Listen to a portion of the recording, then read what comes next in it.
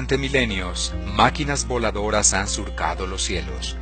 Los avistamientos han sido plasmados por todas las culturas y sus interpretaciones han alimentado la imaginación, dando lugar a diversos mitos, leyendas y religiones. En la cultura védica han estado familiarizados con objetos voladores desde siempre, y no de la manera mágica en que se suelen describir estos objetos en otras culturas, sino que para la mayoría de hindúes está claro que sus dioses se valían de vehículos voladores para transportarse, ya fueran con forma de animales o palacios voladores, siendo estos últimos rigurosamente detallados no solo en sus materiales y dimensiones, sino hasta en el tipo de combustible que usaban, que consistía principalmente en rasa, traducido del sánscrito significa mercurio, y al que se hace alusión en múltiples citas.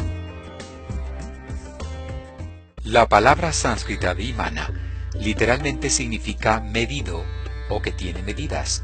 Se utilizaba en arquitectura para referirse a palacios o templos, o vimanam, que significa torre. En un idioma más moderno como el hindi, significa aeronave, pero generalmente la palabra está asociada con artefactos voladores, ya que estos guardaban cierta semejanza con la arquitectura de los palacios hindúes. Por lo tanto, es adecuado el uso de esta palabra vimana para designar un palacio volador, y en un sentido más amplio también aplica para carruaje volador. Es importante hacer este matiz porque, a pesar de las similitudes con las características de los ovnis, como veremos enseguida, estos palacios voladores no encajan estrictamente dentro del concepto de ovni, ya que, al contrario de su significado, objeto volador no identificado, estos vimanas estaban plenamente identificados. Se sabe, por ejemplo, que estaban hechos de 16 metales, de los cuales 4 son conocidos en la actualidad: hierro, cobre, mercurio y plomo. Disponían de un variado armamento, podían maniobrar hacia adelante, hacia atrás y quedarse estáticos en el aire. Se sabe además que eran capaces de desplazarse por el suelo, la tierra y el agua. Podían viajar por el cielo e inclusive fuera de la Tierra y hasta otros planetas.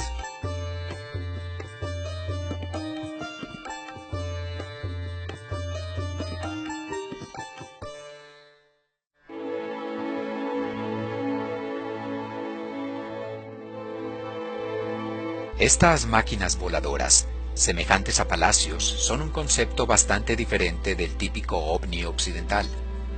Las siglas que conforman la palabra ovni se refieren simplemente a objeto volador no identificado, es decir, aplica a cualquier cosa desconocida en el cielo. Sin embargo, este término tan general automáticamente se asocia a nave espacial de otro mundo cuyos tripulantes son o bien pequeños monstruos grises de ojos almendrados, o seres de luz que traen un mensaje de paz y esperanza.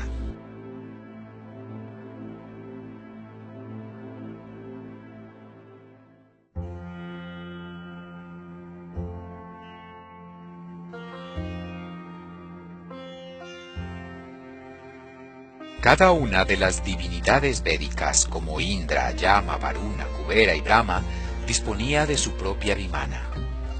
Las referencias a palacios y carruajes voladores aparecen en numerosas escrituras védicas como el Mahabharata y el Ramayana, las grandes epopeyas de la India. El Mahabharata, que bien puede traducirse como la Gran Guerra de los Bharatas, es el poema literario más extenso que se ha escrito. Su autoría se le atribuye al sabio Vyasa en el 300 a.C. y relata los hechos acontecidos en el año 3102 a.C., es decir, que hasta la fecha han transcurrido más de 5118 años desde aquellos acontecimientos.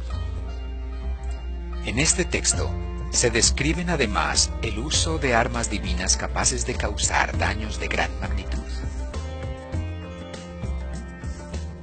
El libro de Krishna relata: la vimana era capaz de moverse sobre el agua y bajo el agua, podía volar tan alto y veloz que resultaba imposible de ver. Aunque estuviese oscuro, su conductor podía guiarla en la oscuridad.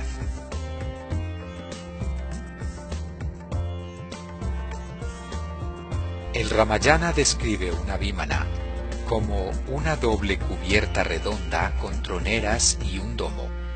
Esta volaba con la velocidad del viento y emitía un sonido melodioso. Luego añade, las vímanas tienen la forma de una esfera y navegan por los aires a causa del mercurio levantando un fuerte viento. Los hombres a bordo de las vímanas pueden así cubrir grandes distancias en un espacio de tiempo sorprendentemente corto, pues el hombre la conduce a su voluntad volando de abajo arriba, de arriba a abajo, adelante y atrás.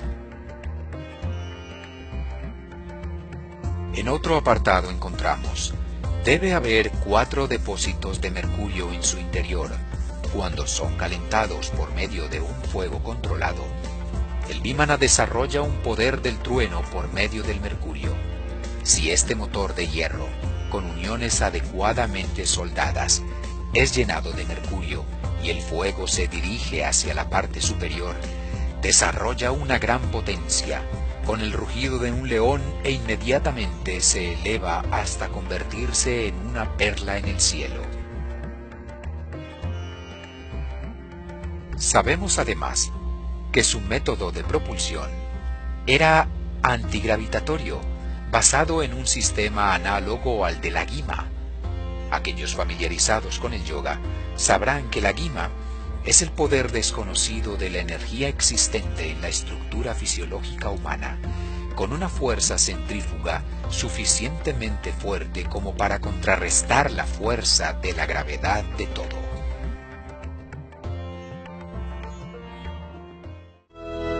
En el Saramangana Sutradhara se lee, estaban hechos con planchas de hierro bien unidas y lisas, y eran tan veloces que casi no se podía ver desde el suelo. Los hombres de la tierra podían elevarse muy alto en los cielos, y los hombres celestiales podían bajar a la tierra.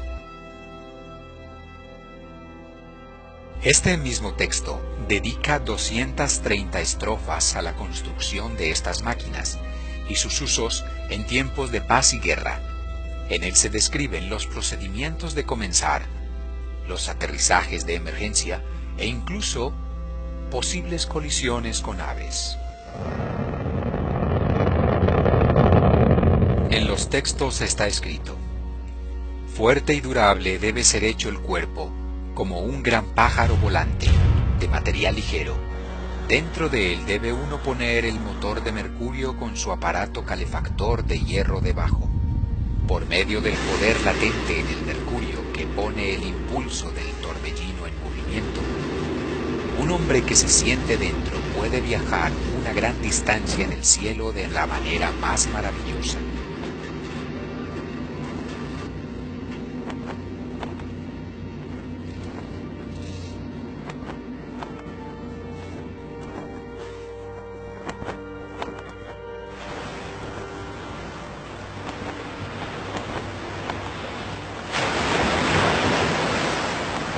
El Vimana Vidya, también conocido como el Vaimanika Sastra, es quizás el texto antiguo más importante sobre Vimanas que se ha conocido. Fue encontrado en 1918 en la Biblioteca Sánscrita Real de Baroda, al norte de Bombay. Su autoría se le adjudica a Maharishi Bharadwaja, uno de los 7 grandes sabios o rishis, cuyos logros se detallan en los Puranas. Fue contemporáneo del rey Bharata, padre de Guru Dronacharya y abuelo de Ashvatthama, personajes de la epopeya del Mahabharata. En el tratado se expone el arte de la fabricación de diversos tipos de artefactos para realizar viajes suaves y confortables por el cielo, como una fuerza unificadora para el universo y contribución para el bienestar de la humanidad. En una parte del Vimana Vidya se remiten a 97 trabajos anteriores, de los que por lo menos 20 se ocupan del mecanismo de las máquinas voladoras. Las vímanas, a menudo descritas como brillantes carrozas voladoras o carruajes celestes, permanecían en una vímana grija, se entiende que es un tipo de hangar. Tenían diferentes formas y tamaños, con 2 o más motores, sofisticadas máquinas voladoras equipadas con armas mortales, y a pesar de que se utilizaron para viajes y transporte ordinario, su propósito principal era la guerra.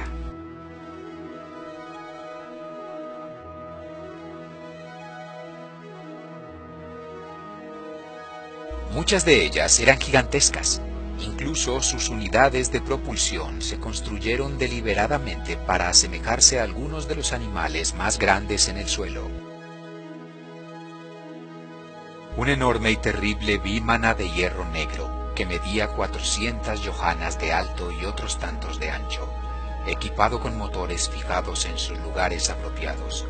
No hay caballos ni elefantes que tiren de ella. En cambio, es impulsada por máquinas que parecían elefantes. Gatotrachabadma. Aquello que puede ir por su propia fuerza como un pájaro sobre la tierra, o el agua, o el aire, se llama Vimana. Aquello que puede viajar en el cielo, de lugar en lugar, de reino en reino, o de mundo en mundo, es llamado Vimana por los sabios. Estos antiguos manuscritos guardan los secretos para hacer vímanas indestructibles que no pueden ser dañadas, no se incendian y no pueden ser destruidas. La clave de la estabilidad para fabricar vímanas que se quedan inmóviles en el cielo. El secreto para fabricar vímanas que sean invisibles. Los medios para escuchar conversaciones y otros sonidos de las vímanas del enemigo. El secreto para ver en el interior de las vímanas enemigas. La manera de determinar la dirección de acercamiento de las vímanas de los enemigos. Cómo hacer que los conductores de las vímanas de los enemigos pierdan la conciencia. Y el secreto para destruir las vímanas de los enemigos. Los himnos del Rig Veda hacen la siguiente descripción de la vímana como si de una deidad se tratara. Tú avanzas de combate en combate intrépidamente, destruyendo fortaleza tras fortaleza con tu fuerza. Tú, Indra, con tu amigo, que hace que el enemigo se doblegue, redujiste desde lejos al astuto Namuchi. Tú que diste muerte a Naranya Parnaya, tú que has destruido las 100 ciudades de Bangrida, las crestas del noble cielo sacudiste cuando tú, atrevido por ti mismo, heriste a Sambara. Hay una referencia importante en la cultura hitita en la que se refieren a los dioses guerreros como Humbarbi con el término divino, para el que empleaban la palabra sumeria Dingir, que significa los justos de las naves voladoras. Todas las referencias de que disponemos señalan a los dioses en medio de terribles batallas estelares. La epopeya hitita, con claras connotaciones sumerias, recuerda también el relato sánscrito de la batalla final entre Indra y el demonio Vritra. Y entonces se pudo contemplar una terrorífica visión, cuando Dios y demonio entablaron combate. Vritra disparó sus agudos proyectiles, sus incandescentes rayos y relámpagos. Después los relámpagos se pusieron a centellear, y de pronto el toque de los difuntos de la perdición de Vritra estuvo sonando con los chasquidos y estampidos de la lluvia de hierro de Indra, perforando, clavando y aplastando. Con un horrible alarido el agonizante demonio cayó de cabeza, e Indra le dio muerte con un rayo entre los hombros. Los textos antiguos de la India están llenos de estas desconcertantes referencias a batallas en el cielo y vehículos voladores, que nos recuerdan sucesos como el de la batalla de Nuremberg, el 14 de abril de 1561. El hecho documentado en una gaceta de la época relata cómo a plena mañana los habitantes de la localidad se vieron sorprendidos por un espectáculo de objetos en el cielo de diversas formas luchando entre sí, lo que generó un tremendo impacto en la población. Un dato interesante es que cuando Alejandro Magno invadió la India en el año 327 a.C., Se cuenta que al intentar cruzar el río Hidaspes para enfrentarse contra el rey Purushotama, aparecieron en el cielo inmensos escudos resplandecientes que intimidaron a su ejército, pero que Alejandro interpretó como un buen presagio. Luego, en el 332 a.C., durante el ataque a la ciudad de Tiro, apareció una formación de 3 escudos voladores en formación triangular, y el mayor de los escudos lanzó un rayo de luz que derrumbó torres y murallas de la ciudad asediada. Los escudos permanecieron en el aire hasta que el ejército de Alejandro conquistó la ciudad. Después desaparecieron en el firmamento.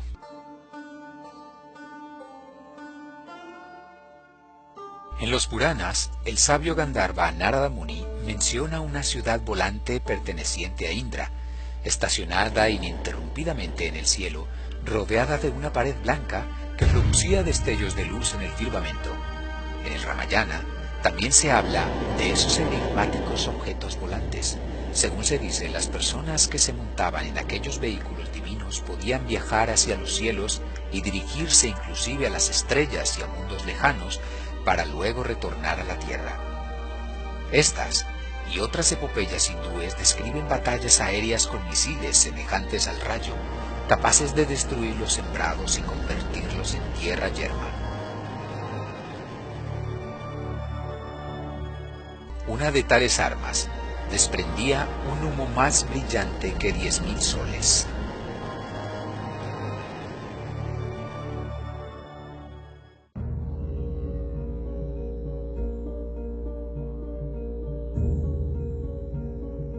Los libros tibetanos de Tanjua y Kanjua mencionan máquinas voladoras antiguas a las que se referían como perlas en el cielo.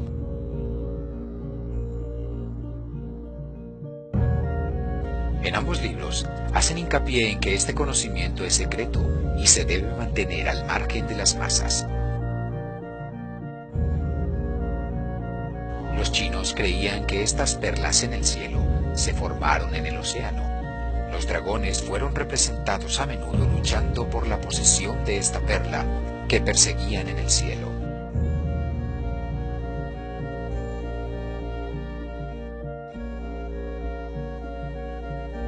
Es interesante notar el alto desarrollo tecnológico armamentístico que desarrollaron los nazis. Hitler y en general los nazis estaban excepcionalmente interesados en la antigua India y el Tíbet, y enviaron expediciones a estos lugares a partir de la década de los 30. No es casual que los nazis hubieran adoptado la antigua suástica védica como su insignia oficial.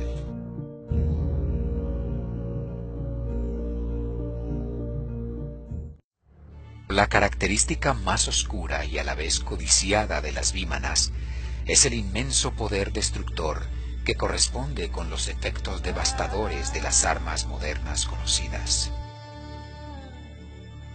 En el Bhishma Parva, 6º libro del Mahabharata, se lee: es un rayo desconocido, gigantesco mensajero de la muerte que redujo a cenizas a los Vrishnis y Andakas. Los cadáveres quemados eran irreconocibles. A los muertos se les caía las uñas y el cabello.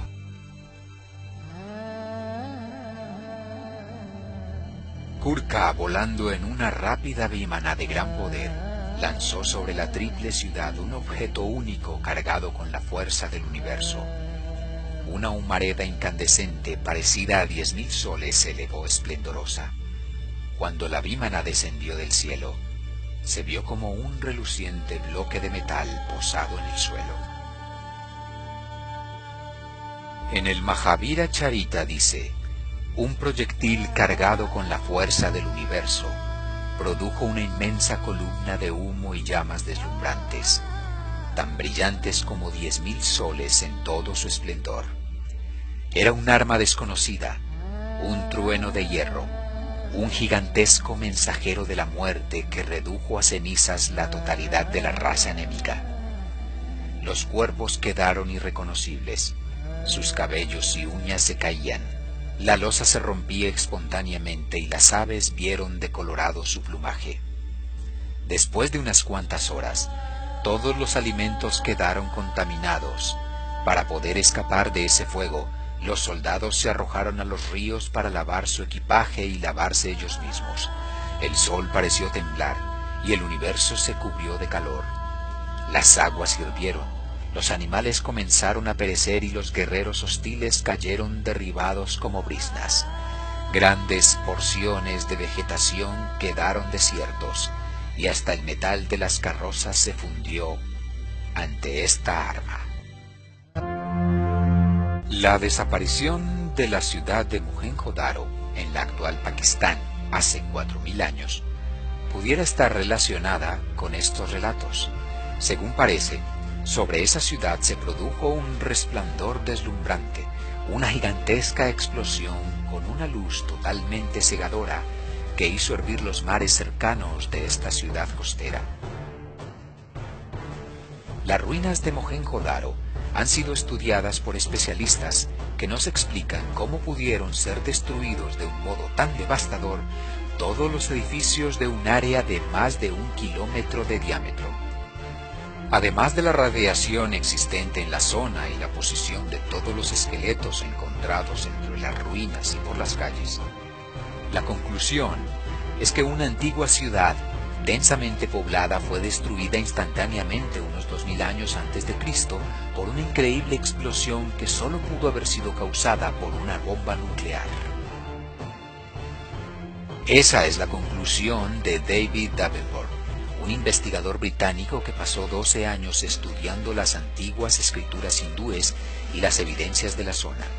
Lo que se encontró en el sitio de Mohenjo-Daro corresponde exactamente con lo encontrado en Nagasaki, declaró Davenport, quien publicó sus sorprendentes resultados en un libro, Destrucción Atómica en el 2000 a.C., y con el que coinciden varios especialistas.